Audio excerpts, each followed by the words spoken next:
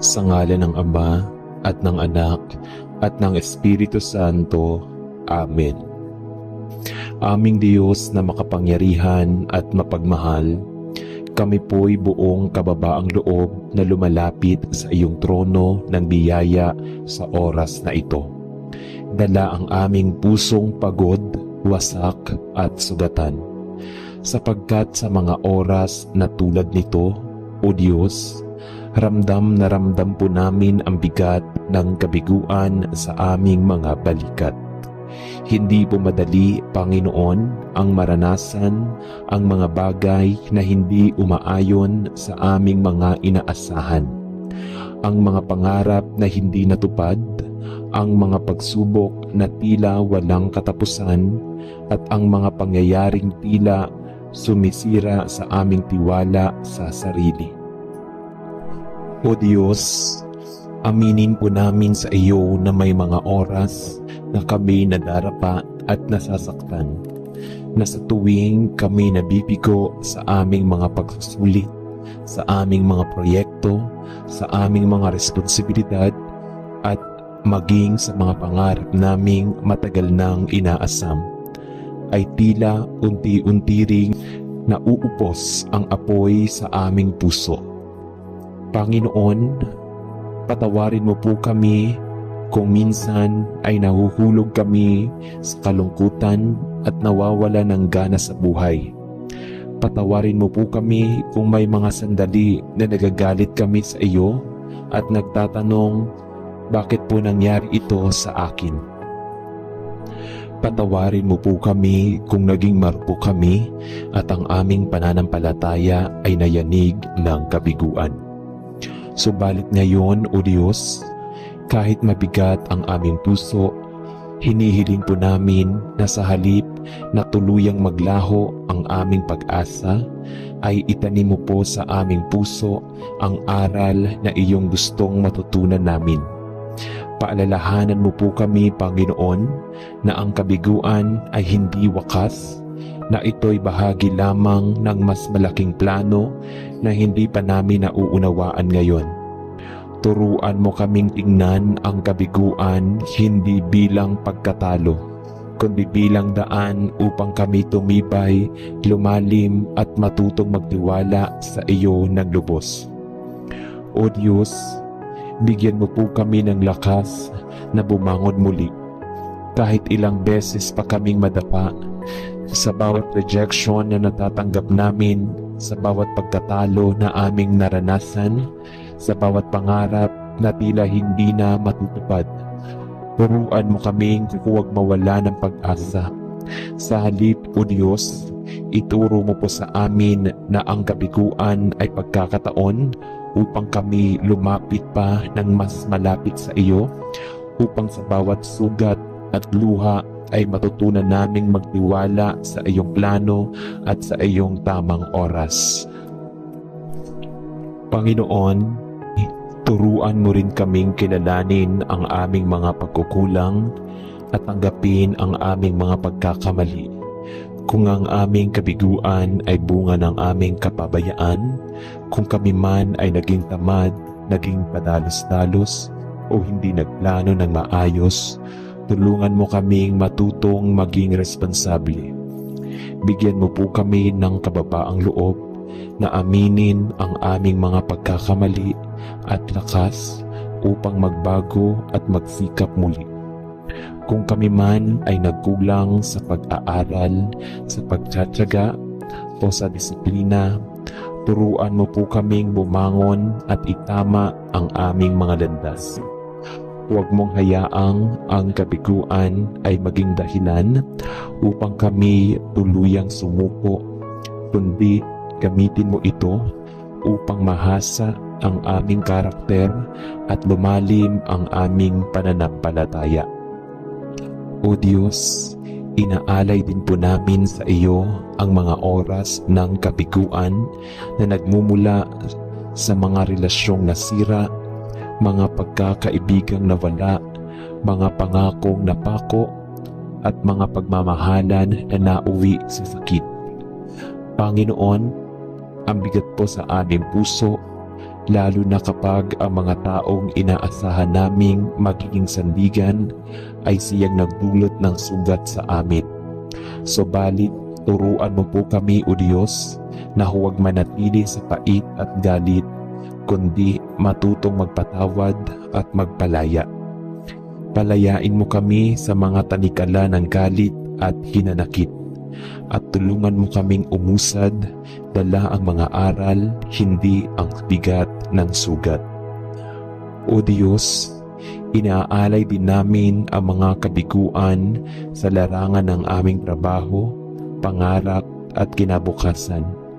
Sa bawat kabiguan naming makukuha ang trabahong pinapangarap, sa bawat negosyo o plano na hindi nagtagumpay, at sa bawat pangarap na tila hindi na maabot, turuan mo kaming maniwala na ang iyong plano ay higit pa sa aming mga naiisip.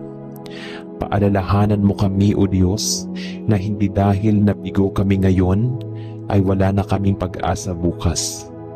Bigyan mo po kami ng pusong handang sumubok muli kahit ilang beses pa kaming mabigo, sapagkat alam naming kasama ka namin sa bawat hakbang. At higit sa lahat, Panginoon, turuan mo po kaming tingnan ang kabiguan bilang paalala na higit sa anumang tagumpay sa mundo, ang pinakamahalagang bagay ay ang aming relasyon sa iyo. Kung kami man ay mabigo sa mata ng mundo, naway hindi kami mabigo sa paningin mo. Kung kami man ay mawalan ng yaman, posisyon o kasikatan, naway manatili kaming may takot at pag-ibig sa iyo.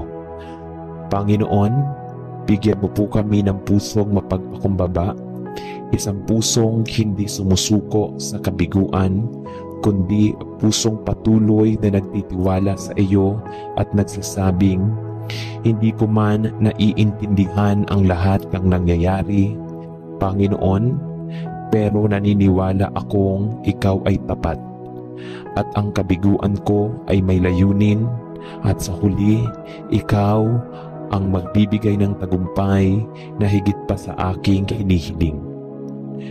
Panginoon, sa iyong mga kamay po namin iniaalay ang lahat, ang aming mga pagkabigo, pangarap at pag-asa. Salamat po dahil ikaw ang Diyos na tapat, Diyos na maawain, at Diyos na laging may bagong simula para sa amin. Ito po ang aming panalangin sa pangalan ni Jesus na aming Panginoon at tagapagligtas. Amen. Aming Diyos na makapangyarihan sa lahat, kami po ay buong pusong kababaang loob na lumalapit sa iyong presensya sa oras na ito.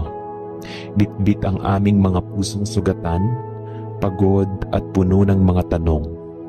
O Diyos, narito po kami, nangangapa sa dilim, dumaraan sa mga pagsubok na tila hindi namin kayang lampasan, at sa bawat hakbang ay tila ba nadadapa at nabibigo. Ang kabiguan, Panginoon, ay tila isa ng pamilyar na kaibigan. Nariyan sa bawat pagsusulit na hindi namin naipasa, sa bawat pangarap na hindi natupad, sa bawat trabahong hindi nakuha, at sa bawat pangarap na naglaho na parang bula. Aming Ama, ang sakit at lungkot ay parang mabigat na piring sa aming mga mata. At minsan, aminado po kami, hindi na namin makita ang pag-asa. O Diyos, alam mo po ang bawat luha na bumabalong sa aming mga mata tuwing kami ay nabibigo. Ang luha ng isang mag-aaral na nagsikap ngunit hindi umabot ang marka. Ang luha ng isang magulang na pilit binubuo ang pangarap para sa pamilya ngunit tila laging kulang ang kita. Ang luha ng isang taong nagmahal ng tapat ngunit iniwan at sinaktan. Ang luha ng isang manggagawa na pinagsikapan ng trabaho ngunit biglang tinanggal sa posisyon. at ang luha ng mga kabataan na may pangarap ngunit hindi alam kung paano pa ito mararating.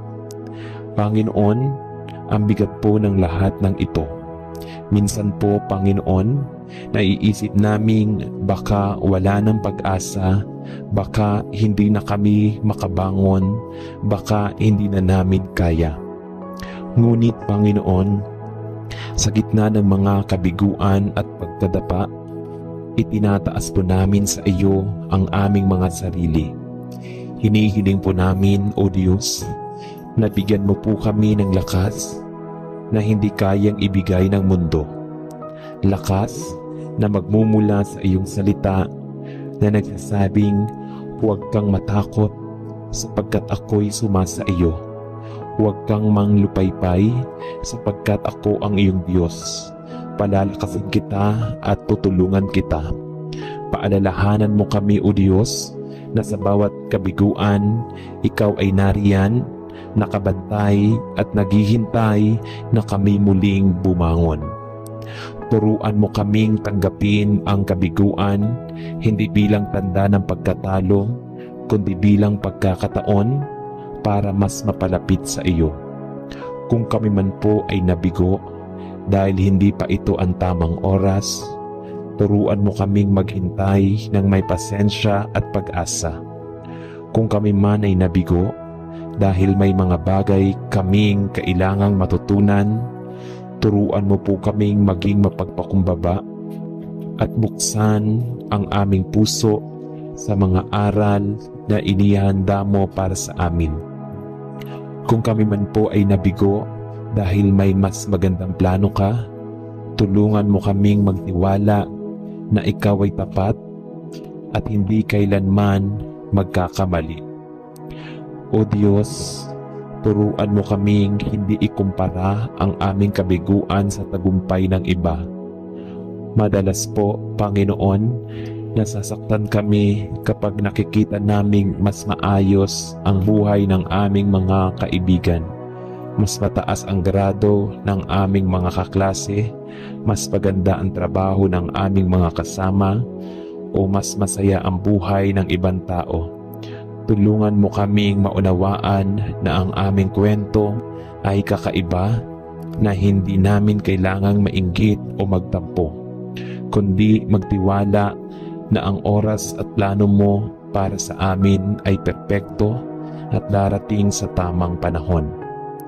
Panginoon, hinihiling po namin ang iyong paggabay sa aming mga desisyon upang kahit sa gitna ng kabiguan, alam naming hindi pa ito ang katapusan.